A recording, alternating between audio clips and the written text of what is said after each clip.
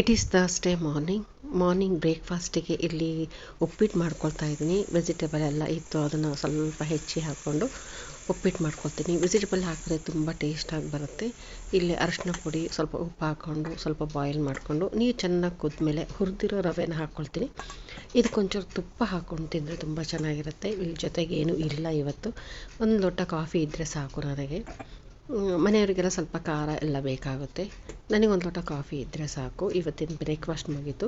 Afternoon ಇಲ್ಲಿ ನಾನು ಕೋಸನ್ನ ಸಣ್ಣದಾಗಿ ಹೆಚ್ಕೊಂಡು ಬೇಳೆ ಜೊತೆಗೆ ಹಾಕ್ಕೊಳ್ತೀನಿ.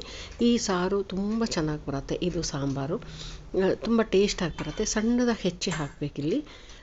ಸ್ವಲ್ಪ ಜಾಸ್ತಿನೇ ಹಾಕ್ಕೊಂಡ್ರೂ ತುಂಬ ಟೇಸ್ಟ್ ಬರುತ್ತೆ. ಇದಕ್ಕೊಂದು ಸಾಂಬಾರು ಪುಡಿ ಹಾಕಿ ಒಗ್ಗರಣೆ ಮಾಡ್ಕೊಳ್ತೀನಿ. ಇಲ್ಲೊಂದು ಕ್ಯಾರೆಟು ಮತ್ತು ನೂಕೋಲು ಮತ್ತು ಮೂಲಂಗಿ ಎಲ್ಲ ಸಣ್ಣ ತುರ್ಕೊಂಡು ಇಲ್ಲಿ ಹೆಸರುಬೇಳೆ ನೆನೆಸಿಟ್ಟಿದ್ದನ್ನು ಕೋಸಂಬರಿ ಮಾಡ್ಕೊಳ್ತೀನಿ. ಇದು ತುಂಬ ಚೆನ್ನಾಗಿರುತ್ತೆ. ಸಿಂಪಲ್ ಮೆನು ಇವತ್ತು. ಇದಕ್ಕೊಂದು ಹಪ್ಪಳ ಉಪ್ಪಿನಕಾಯಿ ಇದ್ದರೆ ಸಾಕು, ಟೇಸ್ಟಾಗಿರುತ್ತೆ.